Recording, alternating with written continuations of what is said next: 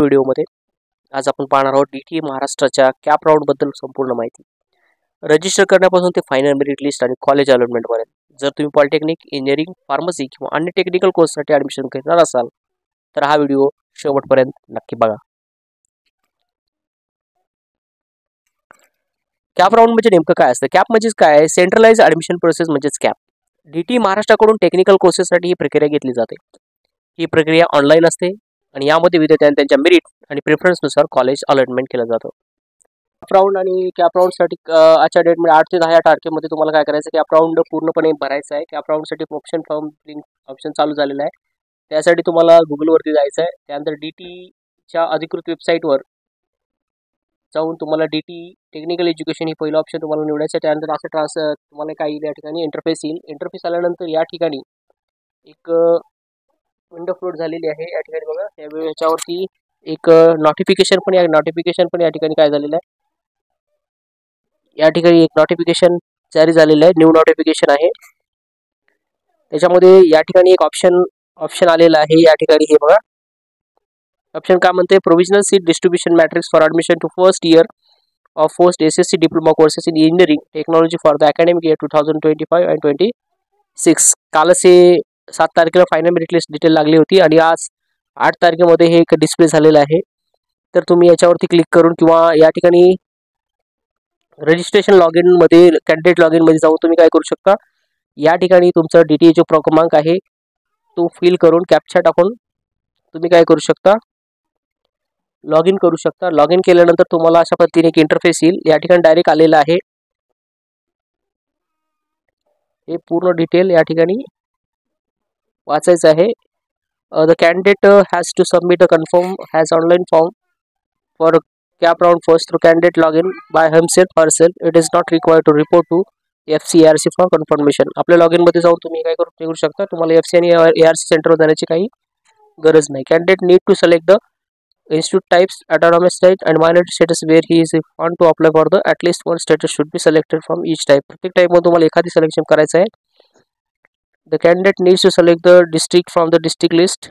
If they want to select all districts from the particular region, they can select that region and all the district from that region will be selected automatically। If a candidate want to select all the district, they can simply click on select all।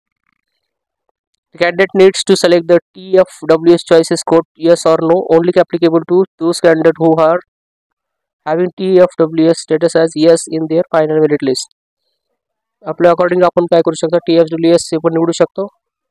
Candidate need to select the medium of the instruction and evaluation। If English and Marathi English selected, all the courses will be displayed, and if only Marathi or English or English Hindi selected, only bilingual courses will be displayed with respect to the selection of their other filters। आपल्या हिशोबानुसार आपल्याला काय करायचं, English किंवा मराठी किंवा bye language आपल्याला select करायचं आहे। Candidate needs to select a filter type on the basis of course or institute। If course selected, then all courses list will be populated, and from that candidate can select the courses or they are looking। If the institute is selected, then all institute will be displayed in the drop down from the filters institute type, autonomy and status minority। जशा पद्धतीने भरू त्या पद्धतीने काय करतो ते आपण ते डिस्प्ले होत जाईल। आता कशा पद्धतीने ते आपण खाली बघणार आहोत।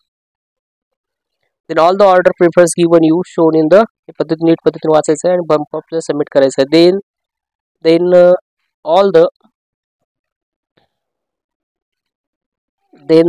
all option in order of preference given by one you are shown। candidate can modify preference or choices, delete choices before confirmation of the online option preference form। अगोदर भरण्याच्या अगोदर आपल्याला काय करायचं, पूर्ण कन्फर्मेशन करायचं आहे की बरोबर आहे की चूक आहे। त्यानंतर जर डिलीट करायचं असेल तर डिलीट पण करू शकता बिफोर कन्फर्मेशन करण्याच्या अगोदर। क्लिक कन्फर्म बटन आणि भरल्यानंतर क्लिक कन्फर्म बटनवर आपल्याला काय करायचं आहे, क्लिक करायचं आहे। क्लिक करून काय करायचं आहे, enter your password and use for log in. Candidate should keep the print out receipt acknowledge option preference from the future reference. Candidate should keep their registered mobile number force with them later on they will receive an OTP registered mobile number.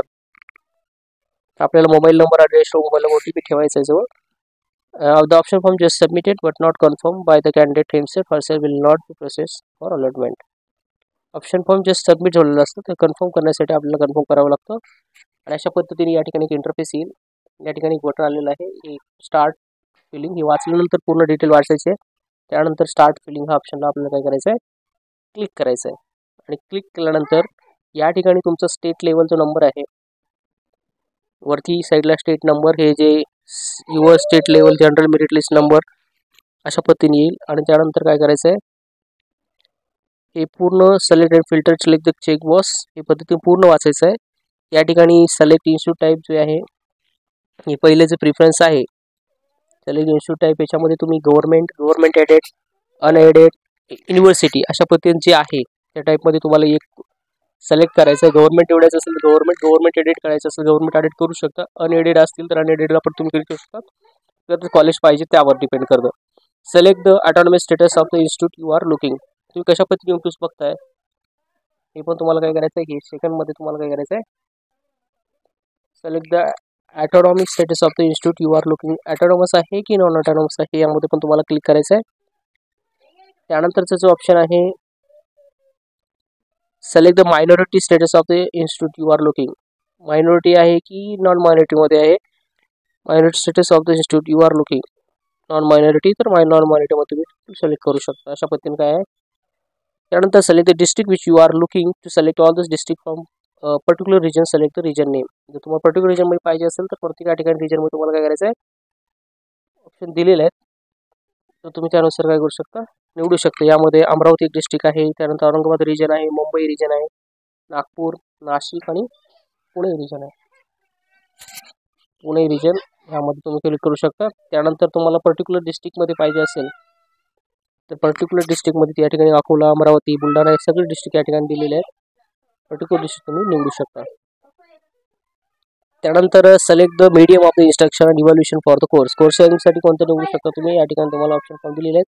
English Marathi असेल तर English इथं course इंग्रजी असेल, Marathi English असेल तर फक्त द्विभाषिक असेल, only बायलँग्वेज फक्त द्विभाषिक, रिजनल लँग्वेज प्रादेशिक भाषा जी असेल त्या भाषेला तुम्ही काय करू शकता, सिलेक्ट करू शकता. तर या ठिकाणी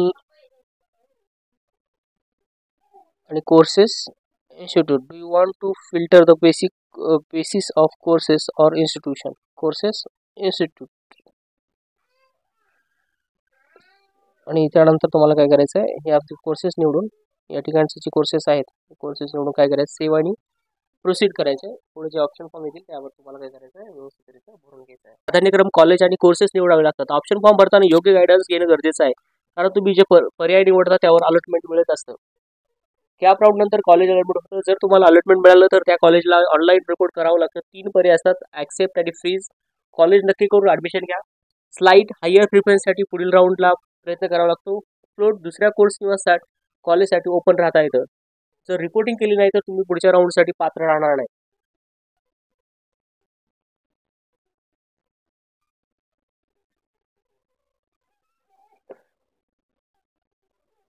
अंतिम माहिती आणि टिप्स. तुम्हाला काय माहिती महत्त्वाचं आहे तर पोर्टल रेग्युलरली चेक करत जा. व्हॅलिड डॉक्युमेंट स्कॅन करून ठेवा. FC सेंटरला वेळेत व्हेरीफाय करा. ऑप्शन फॉर्म भरताना गडबड करू नका. ॲडमिशन घेतल्यानंतर टाइम टेबल आणि फीस डिटेल चेक करा. मित्रांनो, कॅप राऊंड ही संपूर्ण ॲडमिशन प्रोसेस ही सिस्टमॅटिक पद्धतीने केली जाते. तुमचं स्वप्न असलेली कॉलेज मिळवण्यासाठी या प्रत्येक टप्प्यावर योग्य माहिती आणि सावधगिरी आवश्यकता असते. व्हिडिओ आवडल्यास लाईक, शेअर आणि प्रेमबूम मराठीला सबस्क्राईब करायला विसरू नका. तुमचं काही डाऊट असेल तर कमेंटमध्ये जरूर विचारा. All the best for your cap round journey.